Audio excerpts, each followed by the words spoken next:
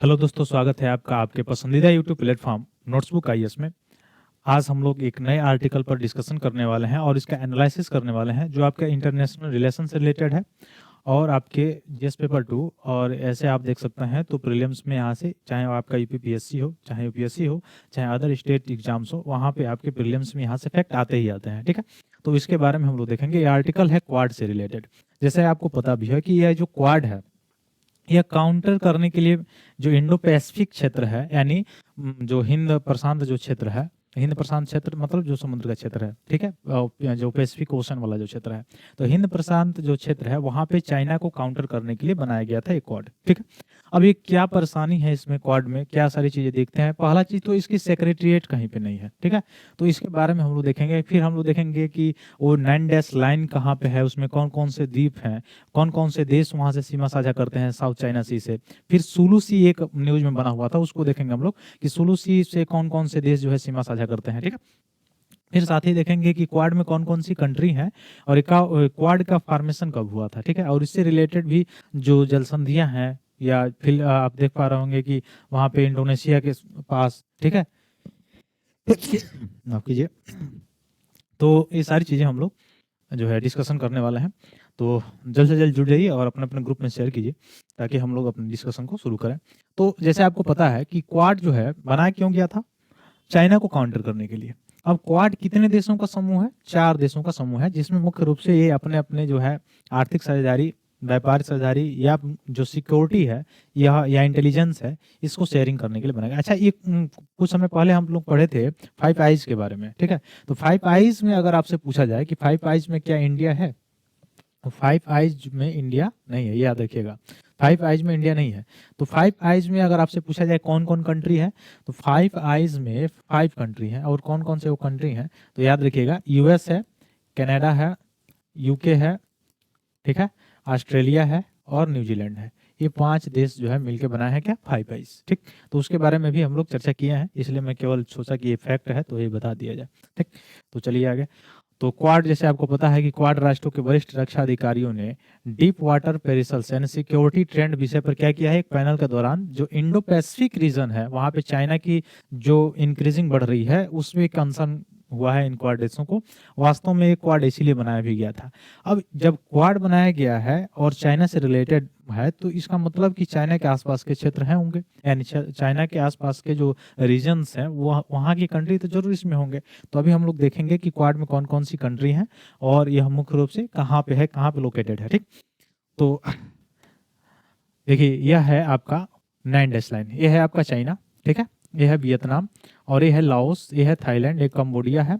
तो ये वियतनाम हो गया, ये फिलीपींस हो गया, इधर आप आएंगे तो फिलीपींस सागर होगा, फिलीपींस सी होगा। ये है आपका सुलू सी, इसी के बारे में बात कर रहा था, ठीक ना।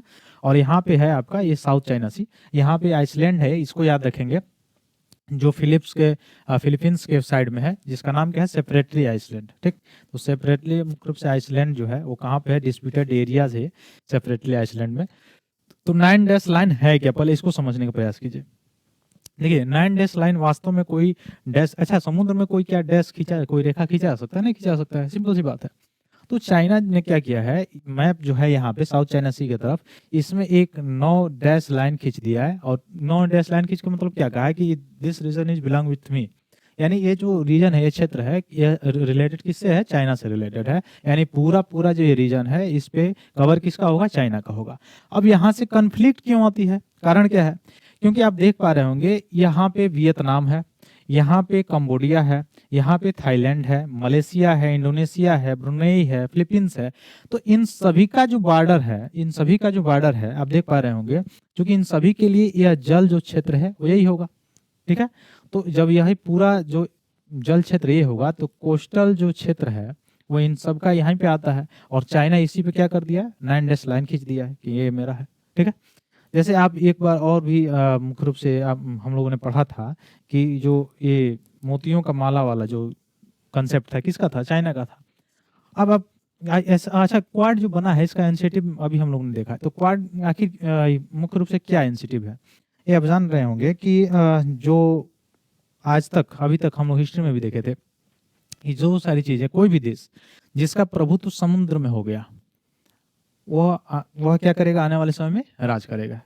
ऐसा क्यों, क्योंकि समुद्र में अब जैसे पैसिफिक सी वाला रीजन है, उसमें अधिकतर व्यापार, इवन 60% प्लस जो व्यापार है, 70-80% के आसपास जो व्यापार होता है, जो ट्रेड होता है, वह इसी रूट से होता है, पैसिफिक ओशन से होता है। अब इस पर किसी का अधिकार हो गया तो समझ लीजिए सिक्योरिटी से रिलेटेड, फिर से आपका आयात निर्यात सारी चीजें जो एक्सपोर्ट इंपोर्ट हो रहे हैं उन सभी पर उसका जो है प्रभुत्व रहेगा। तो प्रभुत्व रहेगा तो उसकी जो सप्लाई लाइन है, उसकी जो सारी चीजें हैं वो क्या होगी, अर्थव्यवस्था उसकी बढ़ेगी, सीधी बात है। तो इसलिए सब इन सब में क्या होता है, लड़ाई चलता रहता है। तीसरा चीज जो है सिक्योरिटी से रिलेटेड भी चलता रहता है। तो ये हम लोग देख रहे हैं कि गल्फ ऑफ टोंकिन आपसे पूछा सकता है। तो गल्फ ऑफ टोंकिन यानी टोंकिन की जो खाड़ी है वो कहाँ पे है, तो वियतनाम आप देख पा रहे होंगे, चाइना है, ठीक है। अब चाइना का एक यहाँ पे द्वीप है जिसका नाम है हलनाम। तो हलनान द्वीप याद रखिएगा, वियतनाम की तरफ है, ये चाइना का ही है। और ये है ताइवान। अब यहाँ पे एक स्टेट हो है, ठीक ना, एक जल संधि है ताइवान स्टेट। तो ताइवान स्टेट से ही चाइना और ताइवान जो है अलग होता है। लेकिन इवन तो चाइना ये भी कहता है कि ताइवान ये जो है मेरा इलाका है, यानी ये अलग देश नहीं है, यह मतलब यह चाइना ही है। और ये है फिलीपींस, ठीक है। जैसे आसियान कंट्री आप पढ़ रहे होंगे, तो आसियान कंट्रीज में जो 10 कंट्री हैं, जो 10 कंट्री है। अच्छा, आसियान कंट्रीज बना कब था, 1967 के आसपास शायद, आप देख पढ़े होंगे, बैंकॉक डिक्लेरेशन हुआ था, उसी समय आसियान का जो है सृजन हुआ था, ठीक ना। तो साउथ चाइना सी में याद रखिएगा सेपरेटली आइसलैंड, ठीक, ये याद रखेंगे मुख्य रूप से आप। ये जो है इकोनॉमिक जोन है इसका, ठीक। अब ये डिस्प्यूटेड एरिया मैंने बताया आपको, ये है सुलू सी, यहाँ पे है ब्रुनई, ठीक है, मलेशिया है, इंडोनेशिया है, ये सारी चीजें हैं। तो ये है डिस्प्यूटेड एरिया। तो ये आपसे पूछा सकता है जो सेपरेटली आइसलैंड है वह किस देश में आता है। तो सेपरेटली आइसलैंड किस देश में आता है, फिलीपींस में आपका आता है। तो इसको याद रखेंगे, फिलीपींस में आता है, ठीक है। आगे बढ़ने से पहले दोस्तों आपको बता दें कि RO का जो पेपर होने वाला है अभी जून में, उसके लिए नोट्सबुक आपके लिए एक 25 टेस्ट का टेस्ट सीरीज लॉन्च किया है, जो बाइलिंगुअल है, हिंदी और इंग्लिश दोनों में है। आप ऑफलाइन भी ले सकते हैं, ऑनलाइन भी इसको परचेज कर सकते हैं। और बहुत ही कम प्राइस इसमें रखा गया है, यानी मात्र 299 रुपये में ऑनलाइन आप परचेज कर सकते हैं ऐप के माध्यम से। अगर आप चाहें तो ऑफलाइन जो है वह कॉन्टैक्ट नंबर से कॉन्टैक्ट करके ऑफलाइन भी परचेज कर सकते हैं। 2499 रुपये में आपको सारी चीज़ें इसमें प्रोवाइड कराई जाती है, ऑल इंडिया रैंक सॉल्यूशन, ये सारी चीज़ें और कम समय में प्रोवाइड कराई जाती है, ठीक है। और यह जो टेस्ट सीरीज है 25 मार्च से स्टार्ट हो रहा है, तो इसको आप परचेज कर सकते हैं। चलिए आगे हम लोग देख रहे थे क्या, साउथ चाइना सी। तो देखिए आप देख पा रहे होंगे, ये है सेपरेटरी आइसलैंड, और यहाँ पे यह किसके अंदर आता है, फिलीपींस के अंतर्गत, ठीक है। अच्छा, यहाँ पे एक और सा ग्रुप है, यहाँ पे क्रिसेंट ग्रुप है, ठीक है। पैरासेल आइसलैंड आपसे पूछ सकता है कि पैरासेल जो आइसलैंड है वह किसका हिस्सा है। तो चाइना तो इस पे कह रहा है कि मेरा भाई, चूंकि ये 9 डैश लाइन खींच दिया, इसके अंदर जो कुछ भी आएगा वो चाइना का है, मतलब चाइना का कहना है, ठीक है। तो ये याद रखिएगा। कॉन्सन आइसलैंड आपसे पूछा सकता है कहा किसका है, तो वियतनाम का है। तो कॉन्सन आइसलैंड वियतनाम का है। फिर आपसे पूछेगा नटवाना आइसलैंड्स, यह नटवाना आइसलैंड्स जो है ये किसका है, तो यह मुख्य रूप से आपका इंडोनेशिया का है, ठीक। फिर मलेशिया में अगर आप देखेंगे तो आपको दिखाई देगा अनाम्बास आइसलैंड, ठीक, अनाम्बास आइसलैंड इसमें देखने को मिलेगा। अब यहाँ पे थोड़ा सा इधर चले जाएंगे तो ये है गल्फ ऑफ थाईलैंड, यहाँ की मैं बात बता रहा था। यहाँ पे गल्फ ऑफ थाईलैंड है, और इधर आप जाएंगे तो है अंडमान सागर। अंडमान सागर से गल्फ ऑफ थाईलैंड को जोड़ने के लिए एक जल संधि की बात अभी चर्चा चल रही थी, कर्च जल संधि। कौन सा, कर्च जल संधि, ठीक ना। तो कर्च जल संधि अगर आपसे पूछा जाए, या कर्च जल डमरू मध्य अगर आपसे पूछा जाए, तो यहाँ पे बन रहा है गल्फ ऑफ थाईलैंड और अंडमान सागर को जोड़ने के लिए। अब आप पूछेंगे ऐसा क्यों बन रहा है, क्यों, क्या कारण क्या है, क्योंकि यहाँ पे ऑलरेडी एक स्टेट तो है ही है, यानी मलक्का जल संधि तो है ही, तो फिर क्यों इसको बनाने की क्या आवश्यकता पड़ी है। इसलिए हो सकता है क्योंकि मलक्का जो स्टेट है क्या करता है, अंडमान सागर को यहाँ पे जो आपका इंडोनेशिया वाला जो सागर है, जो साउथ चाइना सी है, इसको जोड़ने का काम कौन करता है, मलक्का जल संधि करता है। अब ये जो ट्रेड हो रहा है, बताइए यहाँ पे अंडमान सागर है, अब यहाँ से घूमते हुए जाएगा तब यहाँ पे पहुंचेगा, तो इतना जो दूरी तय करेगा, तो पहला चीज ईंधन, दूसरा चीज खर्च, अर्थव्यवस्था, या फिर से आवागमन में जो समय रहता है उसकी बचत होगी। अगर यहाँ से डायरेक्ट एक जैसे कैनाल वहाँ पे बनाया गया था, आप देख रहे होंगे स्वेज नाम में, या पनामा कैनाल है वहाँ पे south America and north America के बीच में, ठीक वैसे ही अगर यहाँ पे एक रास्ता थोड़ा सा यहाँ से ऐसे कर दिया जाए, इस वाले पार्ट को थोड़ा सा कट कर दिया जाए, तो क्या होगा, आसानी से जो बोट्स हैं वो इधर से इधर जा सकती हैं, मूवमेंट हो सकता है उनका ट्रेड के मामले में। तो मूवमेंट जब हो जाएगा आसानी से, तो क्या हो जाएगा, ये जो दूरी इतनी लंबी तय करनी पड़ रही है वो आसान हो जाएगा। और भारत और जो इधर साउथ ईस्ट एशिया की जो कंट्री हैं उनका जो दूरी होगा वो भी कम हो जाएगा, कॉस्ट भी कम लगेगा। तो इसलिए अंडमान सागर से इस गल्फ ऑफ थाईलैंड को जोड़ने के लिए जल संधि की बात चल रही थी अभी, कर्ज जल संधि के बारे में, ठीक ना। और भारत का जैसे पॉलिसी भी अब इस समय आप देख रहे होंगे, कि पहले जो पॉलिसी हुआ करती थी क्या होती थी, लुक एट ईस्ट पॉलिसी होती थी, लेकिन अब क्या है, एक्ट ईस्ट पॉलिसी है। तो एक्ट ईस्ट पॉलिसी के तहत ये कदम उठाया जा रहा है। तो कर्ज जल संधि याद रखेंगे आप लोग, गल्फ थाईलैंड और अंडमान सागर के बीच में कर्ज जल संधि, ठीक। और बाकी तो चाइना सी मैंने बताया ही। पैरासल आइसलैंड याद रखिएगा, सेपरेटली आइसलैंड वियतनाम में है, याद रखिएगा, ठीक ना। ये है ब्रुनई, ये है मलेशिया वाला क्षेत्र है, ठीक है। ये ब्रुनई वाला क्षेत्र है। यहाँ पे आपसे पूछा सकता है सुलू सी कहाँ पे पड़ता है, फिलीपींस में, फिलीपींस सागर यहाँ पे है। आपसे एक चीज और पूछा सकता है, लुजोन स्टेट। लुजोन स्टेट क्या करता है, साउथ चाइना सी को जोड़ता है फिलीपींस सागर से। तो फिलीपींस सागर से जोड़ता है साउथ चाइना सी को लुजोन स्टेट, ठीक, इसको याद रखिएगा। फिर आपसे पूछा सकता है सुलू सी जो है वो कहाँ पे, फिलीपींस में है। फिर आपसे पूछा सकता है सेलिवेस सी। तो सेलिवेस सी किसका हिस्सा है, इंडोनेशिया का हिस्सा है, ठीक ना। तो ये इंडोनेशिया और इधर से फिलीपींस का हिस्सा है। तो ये कुछ महत्वपूर्ण। और फिर जावा सी अगर आपसे पूछा जाए तो इंडोनेशिया में है। इवन बंडा सी भी पूछा जाए तो ये भी कहाँ पे है, इंडोनेशिया में है। तो ये कुछ महत्वपूर्ण जानकारी थी। अब आगे बढ़ने से पहले हम लोग थोड़ा सा देखें कि ये जो क्वाड है, जो हम लोग क्वाड के बारे में बता रहे थे, यह क्वाड जो है कितने देशों का समूह है, 4 देशों का समूह, ठीक है। ये तो मैंने पहले बता दिया कि इसका मुख्य कार्य क्या है, कि चाइना को काउंटर करना।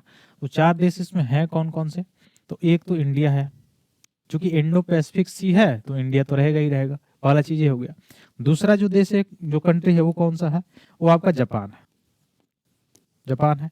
अब जापान ऐसा क्यों है, आप देख पा रहे होंगे कि जापान की जो स्ट्रेटजी लोकेशन है, ये वाला यहाँ पे ताइवान के ऊपर वाला जो क्षेत्र है, यहाँ पे अगर आप जाएंगे ताइवान से ऊपर, तो वहाँ पे क्या है, जापान है, और चाइना से बहुत ही क्लोज है, पास में है। तो यहाँ पे इसलिए इसमें किसको रखा गया, जापान को रखा गया है। तीसरा जो चीज है वह किस देश को रखा गया है, ऑस्ट्रेलिया को। और चौथा जो है वह किसको रखा गया है, यूएसए को। तो इसमें 4 कंट्री हैं, कौन कौन से, इंडिया, जापान, ऑस्ट्रेलिया और यूएसए।